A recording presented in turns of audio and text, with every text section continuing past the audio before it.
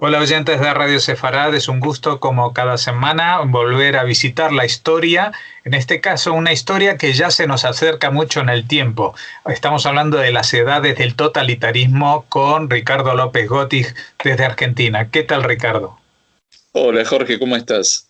Muy bien, y vamos a hablar del verano del 91. Había una película que se llamaba Verano del 41, esto fue 50 años después, y fue una especie de golpe de Estado o fracasado contra Mikhail Gorbachev, entonces la mayor institución dentro de la que era una Unión Soviética que estaba desmoronándose de alguna manera, ¿no? Claro, en 1991, ¿no? Ahí tiene lugar un plebiscito en toda la Unión Soviética, primero para reorganizarla, con el nombre de Unión de Estados Soberanos, y además, en ese mismo año, había sido electo presidente de la República Socialista Federativa Rusa, Boris Yeltsin, ¿no? Entonces, ahí hubo dos hechos importantes. Uno, el que la Unión Soviética iba a transformarse en una confederación de repúblicas, y el otro, que Boris Yeltsin había asumido la presidencia de la República Rusa dentro de esas 15 repúblicas que conformaban la Unión Soviética.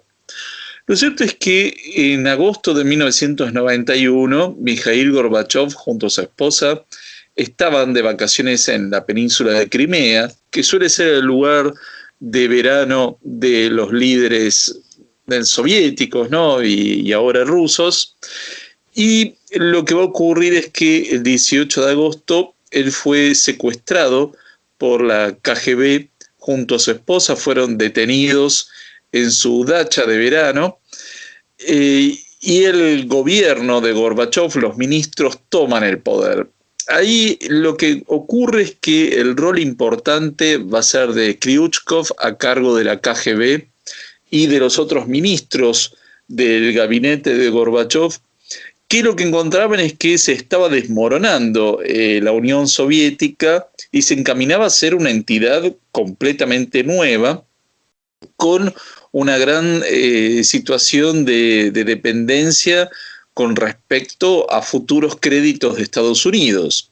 Gorbachev en distintas oportunidades le había pedido al entonces presidente Bush que lo auxiliara con una suerte de plan Marshall para transformar a la economía soviética en una economía de mercado.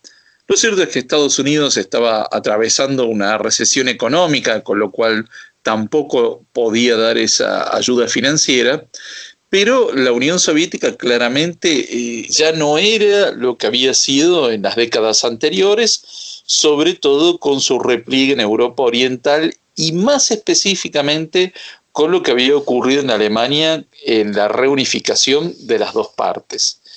Todo esto además incentivó los deseos de independencia de los tres países bálticos, Lituania sobre todo. También hubo intentos de emancipación de algunos países del Cáucaso, como Georgia, Armenia. Es decir, que había muchas señales de descomposición de lo que era la Unión Soviética, porque hay que tener en cuenta que más de la mitad de la población era de grupos étnicos que no eran rusos. Por consiguiente, había muchos intentos de independencias y de retomar soberanías que habían sido canceladas a principio del siglo XX. Bueno, lo cierto es que el ala dura del Partido Comunista toma el poder en esas circunstancias, pero además nunca llegando a recurrir a la violencia directa, es decir, lo capturan a Gorbachev, lo retienen junto a su esposa en Crimea, pero por ejemplo no detienen a Boris Yeltsin, con lo cual ahí crean una figura de primera magnitud a nivel internacional, porque va a ser Yeltsin justamente quien tome la posta de defender la independencia de Rusia y de oponerse a este golpe de Estado. los golpistas nunca hacen represión a las manifestaciones, es decir, que nunca se deciden a hacer uso de la violencia en esas circunstancias. Lo cierto es que este intento de golpe, bastante raro, porque además fue cubierto por las agencias de noticias internacionales, y ahí la CNN Internacional transmitía prácticamente en vivo todas las circunstancias, y recordamos muchos esa situación en la que Yeltsin se sube a un tanque para dar un discurso. Bueno, todo esto lleva a que, primero, finalmente, por la presión internacional, Gorbachov es liberado. El ala dura del Partido Comunista comprende que ya es imposible retornar a la vieja Guerra Fría y el esquema soviético de las décadas anteriores. Tampoco estaban plenamente decididos a hacer uso de la violencia, con lo cual finalmente lo que deciden es deponer su actitud y van a liberar a Gorbachov, quien retorna a Moscú, pero lo cierto es que ahí lo que vamos a ver es que va a ser Boris Yeltsin junto a los otros presidentes quienes finalmente van a tomar la decisión de separar a la Unión Soviética. En esa oportunidad se abre una ventana para que los tres países bálticos declaren unilateralmente sus independencias. Eso fue en agosto de 1991, y luego, meses después, ya Yeltsin con los otros presidentes de las repúblicas deciden ponerle fecha de final a la Unión Soviética, y en esa circunstancia ya Mikhail Gorbachov era simplemente un personaje absolutamente menor que rubricaba todas las decisiones que estaban tomando los otros presidentes. Y otro hecho no menor es que incluso Yeltsin, que provenía del Partido Comunista originalmente, él va a declarar ilegal a ese partido, otrora todopoderoso, lo declara ilegal y emprende un camino completamente distinto al que habían pensado tanto Gorbachov como estos golpistas. Bueno, o sea que esa desintegración de la Unión Soviética fue acelerada justamente por este golpe, que también le quitó a Gorbachov del proceso, de alguna manera, ¿no?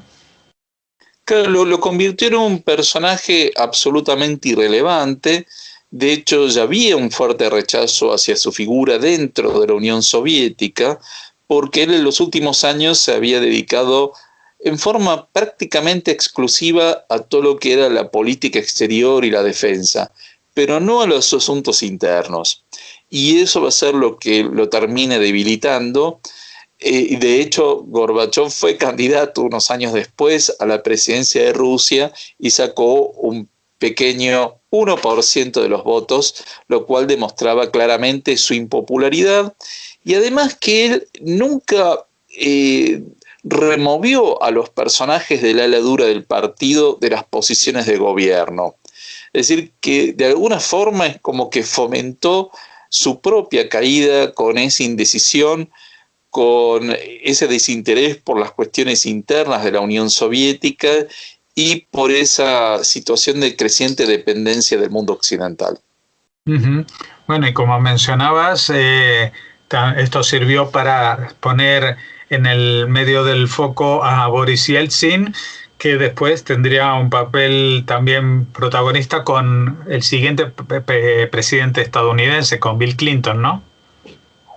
Así es, después Yeltsin va a tener 8 años como presidente de Rusia, ya una Rusia completamente independiente, pero una Rusia muy debilitada económicamente después de la descomposición de la Unión Soviética. Pero acá ya vemos cómo es que este fenómeno es muy distinto al de otros fenómenos totalitarios donde hubo causas que lo llevaron a su caída, causas externas. En este caso vemos cómo hubo una implosión, es decir, internamente se descompuso y finalmente termina en su disolución. Bueno, pues estamos ya en tiempos muy avanzados de la descomposición de lo que fue el bloque de países comunistas, y vamos a seguir transitando estos últimos tiempos de las edades del totalitarismo en las próximas entregas. Muchas gracias, Ricardo López Gotis, y hasta entonces. Muchas gracias y un gran saludo a la audiencia de Radio Sefarad.